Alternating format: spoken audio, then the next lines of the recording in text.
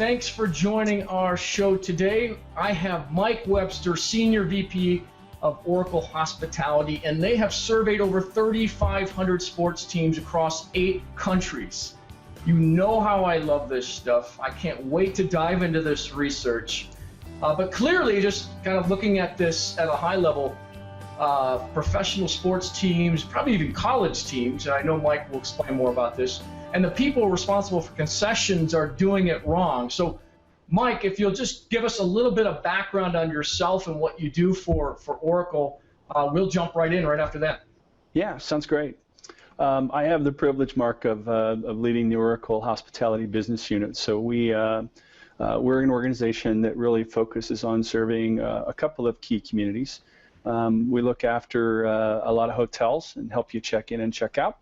We work with lots of restaurants, 250,000 restaurants around the world for point of sale, and a huge part of our business and a growing part of our business is serving venue operators. So looking at professional sports teams from around the world, and the survey that we just released we think is extremely timely, as I think the venue operators try to improve the fan experience. Well, Mike, I didn't even know Oracle did anything like this. Is this something new, or how does it relate to Oracle's typical business?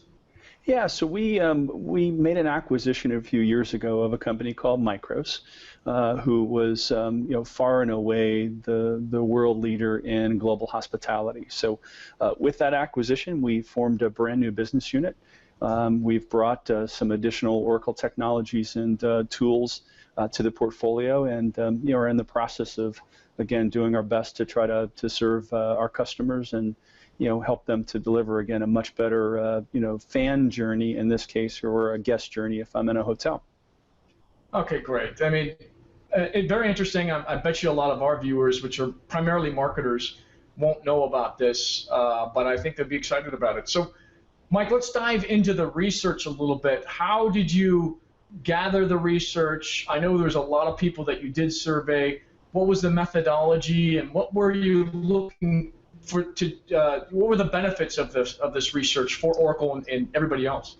Yeah, well, I think, look, the benefits, for us are primarily we want to have a point of view that shapes our strategy, right? So we want to make sure that, we are clearly aligned with the needs of our customer community, and we use that to direct how we allocate a very significant amount of research and development. Oracle's a company. We spend about $5 billion a year in R&D, and increasingly we're trying to help our customers move to the cloud. So, as you mentioned, we went to 8 countries. We surveyed about 3,500 fans, and are trying to get a sense of, what is the quality of their experience today, and where do they see opportunities for improvement. And like you, we're all huge sports enthusiasts.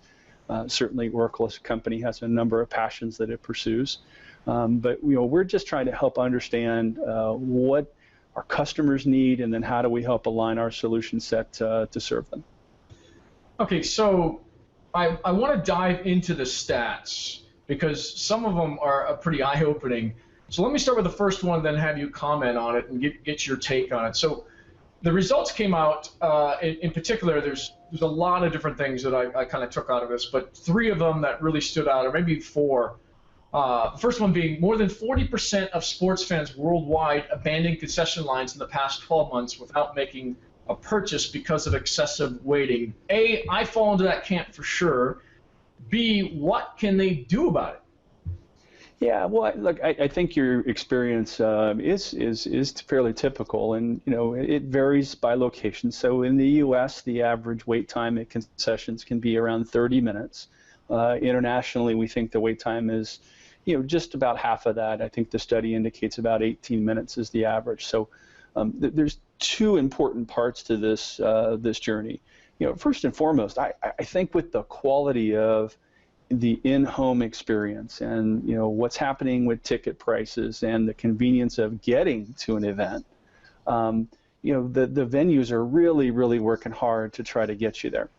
And one of the most important attributes is what the survey highlights, beyond the quality of the environment, beyond the safety of the environment, is food and beverage. And you mentioned that 45% of the research are folks that have abandoned concession line. It's two reasons, right? It's first and foremost speed of service, and second is just the fear of missing the moment. So I think what companies can do is a few things. First of all, is use technology to supplement the fan experience. They're not there to interact with the technology, but the technology can be a great complement. So we think better alignment around things like ordering from your seat, providing better inventory management so we can get the right product to the right concession stand, and then just using some of our business intelligence tools to be smarter on how they market to their fans are three things that are on the agenda for venue operators.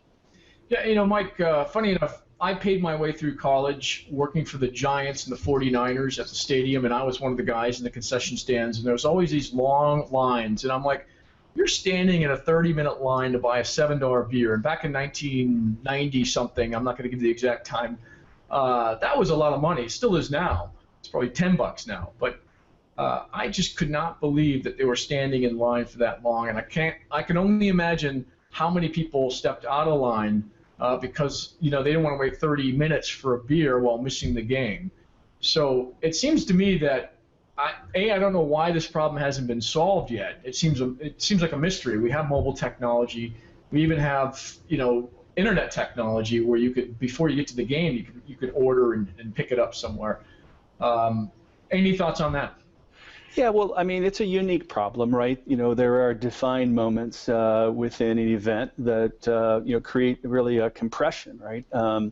There's only so many designed breaks in an event, and therefore everyone has to go and try to satisfy whatever their need is simultaneously. So it's a unique business problem. We think that this has real economic benefit as well. So we know from the research that we conducted that if we can cut those wait time in half, people will spend up to 30% more on concessions than they are today. So like your experience, both as a concessionaire, you would have sold more, and as a fan, if you could access the products, our research indicates you'll spend more. Translating that into the U.S. sporting environment, we think that could be up to $20, per fan per event. This has real economic benefit. We think, again, the research is compelling to show folks that there are solutions emerging in the market that can help them to address the challenge. Yeah, and I know there's going to be sports marketers, there's going to be teams that are watching this, and they're going to say, okay, it's all great that you have these statistics, but how do I actually implement this? And another stat I'll cite real quickly is 68% of the fans that you surveyed, the U.S. fans, would likely use in-seat ordering if available at their stadium. I can't see putting a device at every seat, but you got a mobile device that 99% of adults have. How would you suggest they go about starting the process as to looking into that? Yeah, well, I think you hit the key, statistic in terms of the willingness of the fan to use, and in many cases it is using your own personal device. So a bring your own device strategy seems to work very, very well for the venues that we're serving. The level of usage today for in-seat ordering, is single digit. We think that estimate is somewhere between 6 and 7%. So there's a tremendous gap that we can fill between the fan expectation and their ability to do so today. We think the starting point obviously is, there are concession platforms, and Oracle Hospitality is, we think, one of the leading ones. That becomes that foundation. So I've got to have concession automation for both sale and inventory management, and all of the analytics and labor pieces required. And then we think we can extend that with an integration framework that allows us to communicate to your mobile, communicate to other mobile infrastructure that perhaps the venue puts in place. So there are a number of very practical things the venue operator can do today to get started. Okay, and well, thanks for mentioning a few of those options. Why do you think they haven't done that yet? Is it price? Is it know-how? Why, when speaking to them, what are the objections that you're hearing right now? Well, I think one of the challenges that is, somewhat unique to the space is, obviously these are destination venues. If you think about doing, I'll take one of those use cases, putting something in seat. The cost of that isn't, amortized over a daily activity like you would have in, say, a restaurant that's open every day of the week. These things, maybe have a large Saturday, Sunday, and maybe a midweek, activity. So I think that's one of the challenges that they faced, is how do they capitalize it over a shortened calendar. And then I think the pace at which the consumer technology is moving, maybe introduces a challenge of, do I wait? Do I do this operating system, this phone manufacturer? So those things all come together, I think, to maybe slow adoption. But we're starting to see innovative venue operators starting to move aggressively into the space. And, I think that'll be a trend that will persist around the globe. Yeah, Mike, I've heard that excuse, and then my response is, and I do not sell these types of platforms, but I do advise a lot of companies that are in the space.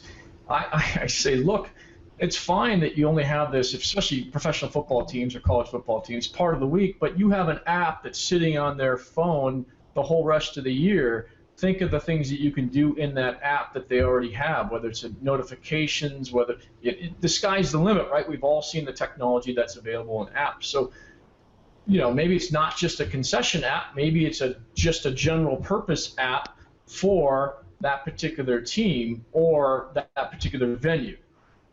Any thoughts as to that, Mike? Yeah, no, I think, really, to your point, Mark, that's actually one of the other areas that came out of the research that we thought was pretty insightful, is we start asking the fan, what is it that would induce you to use this more frequently? And they gave us feedback, if they were to integrate it into their loyalty platform. So I could either get a discount, I could get points that I accumulate based on food and beverage purchases that I could then redeem at, say, merchandise in stadium. All these pieces come together. So we do think being holistic in how you look at the fan experience is important.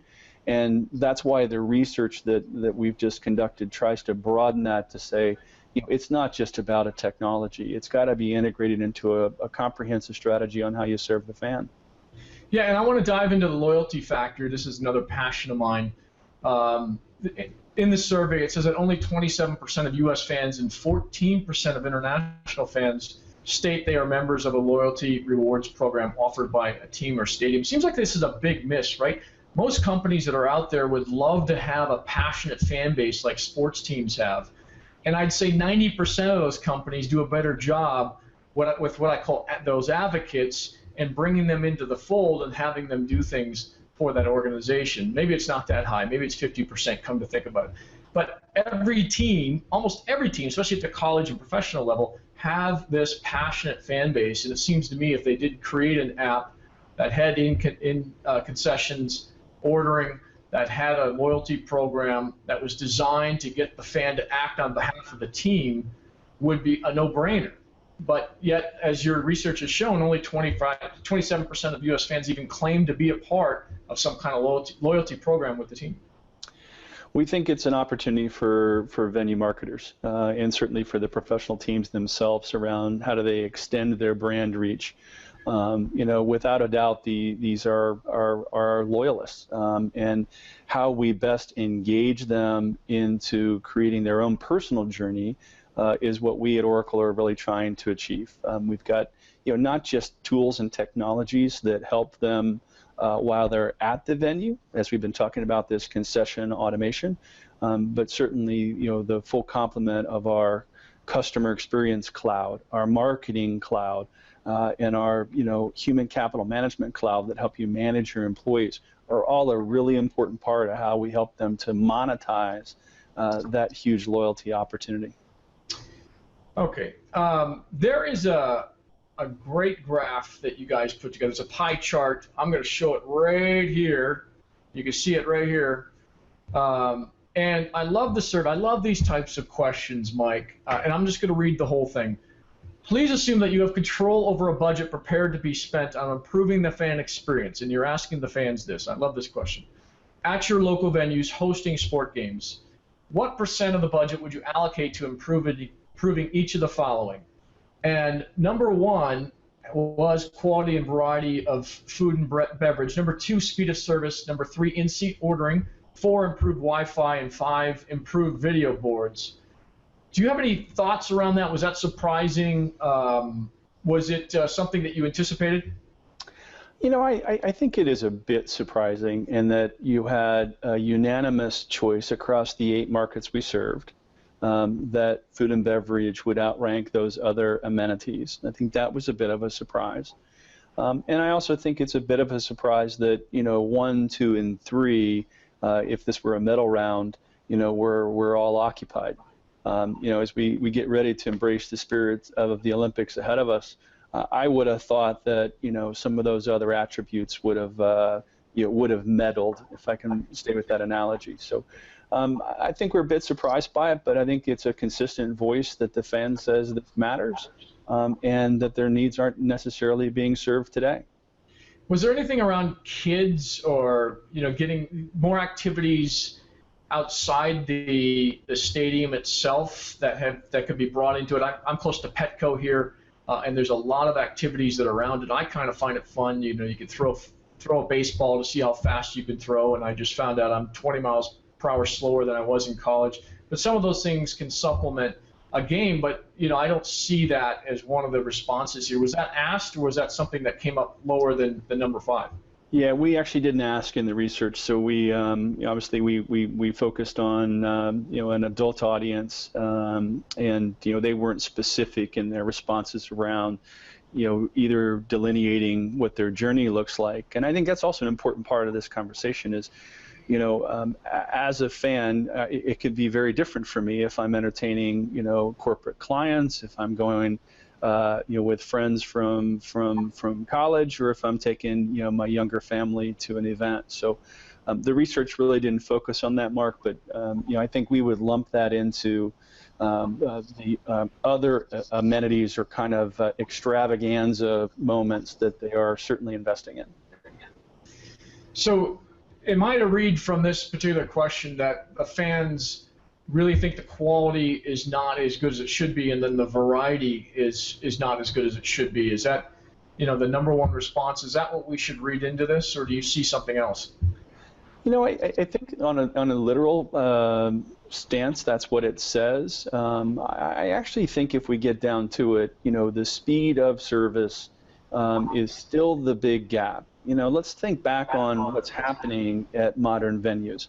The quality of choice, the quality of food and beverage product that you can get at these venues has increased dramatically. I mean, some of the finest, restaurants in each of these cities now have a presence in the venues where they have a focal point. So I tend to look at, they want choice, they want better variety, but I think that the venue operators have made better strides there. I think it gets down to speed of service, and still gets down to this question of I just don't want to miss a moment. These are big moments. These are expensive investments. I'm going there to make sure I don't compromise 1 second of that. Yeah, I mean, I look at, and I noticed you surveyed Brazil as well for the Olympics coming up, but 50% of people in Brazil that have not bought anything in any sports venue in the last 12 months due to not wanting to miss the game, and it's even as high as 44% in the U.S. So that's kind of fascinating itself. It should be eye-opening to the teams that are making money on concessions, or at least a concession contract they have with somebody. I think it is. I actually just flew back this morning. I was down in Brazil the last few days, and I think it speaks to 2 things. One is obviously the game that has the highest loyalty there is soccer or football.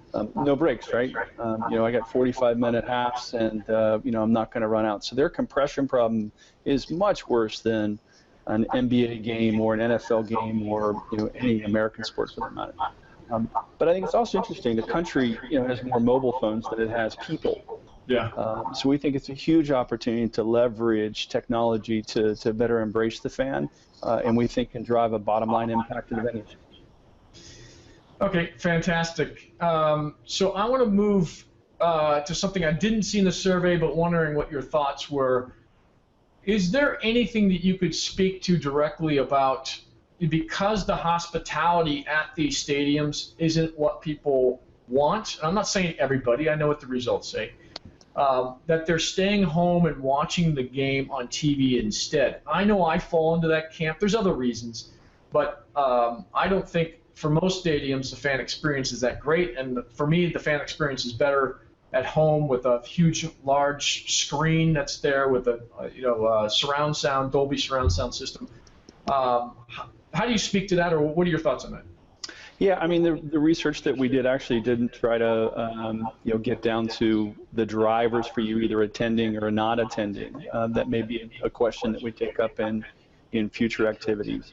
But I do think it speaks to making certain that those moments that you do choose to visit a venue are as valuable as they possibly can be.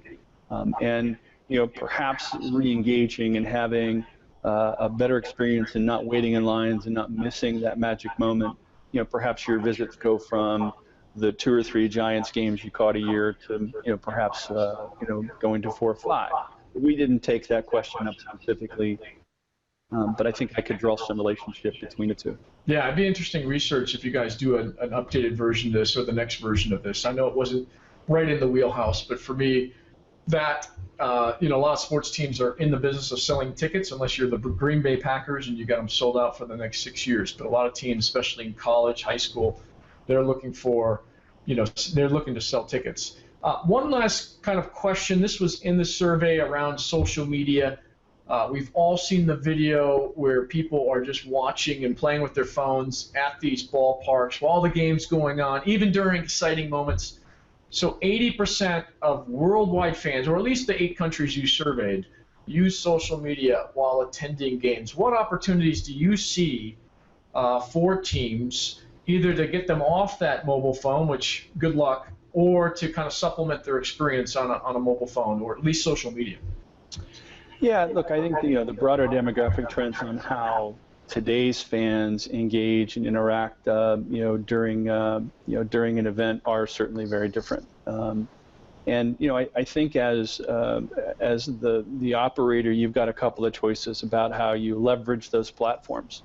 I think ignoring their existence is probably not a sustainable long-term strategy.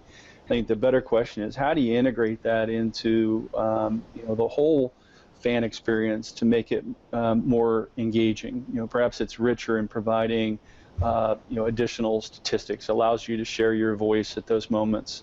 And there's certainly ways that we can use that, we think, to make the concession experience faster as well. So I don't think that's going to go away, perhaps, but it's certainly a platform that we think has a big role to play in today's modern sporting events. The number one app was Facebook, and let me just throw Facebook bots or Messenger into this. Perhaps there's a way, as people are using Facebook or the team bot on Facebook, to do an automated order, or maybe there's something that they could get as a result of using that bot. I haven't really thought through this. I'm just thinking on the fly here, but there seems to me there's got to be ways that teams can leverage social media in the stadium itself. I mean, GPS is getting pretty good. You pretty much know they're in the stadium, and if you were able to connect with them somehow live on Facebook, maybe it's behind the scenes live on Facebook, or maybe it's the bot technology that's coming out. There's a lot of automated bots that are there and working now that you can supplement the fan experience. Any final concluding thoughts around that, Mike? Yeah, I think the way we tend to look at it is there's a great example of an emerging technology that I'm not sure the use case has been either fully defined or developed, but it will come. We don't know what form, what platform. So, from our standpoint, what we're trying to offer to our operators is an integration platform that actually doesn't constrain their ability to let them connect into our concession platform. So, whether that message is coming in off an iOS device, off a native application, whether it's going to come through a Facebook bot, we hope that we can build an integration architecture that accommodates it. But I think fans are going to increasingly look for creative ways to engage with their teams and the operators that host them. Okay, Mike, it's been a pleasure. If you want to download the report that we were both referring to, I'm going to have it in the show notes down below and in the article if you're reading this from the Forbes article. Also, is there any way, Mike, they can get a hold of you, or do you want to steer them towards someone else that they can talk to if they're interested in talking to you guys about the fan experience? Yeah, actually, in the report they download, there's links that can take them to additional details and other research that we've conducted. And absolutely, oracle.com is a great place where they can get more information on our complete cloud-based hospitality portfolio. Great, Mike. It's been a pleasure, and look forward to seeing some more research out of the Oracle team. It came out of the blue for me. I had no idea that you guys were involved in sports, so I'm glad someone reached out and made this happen. Well, thanks, Mark, for the time. We look forward to continuing the conversation with you. Thanks, Mike.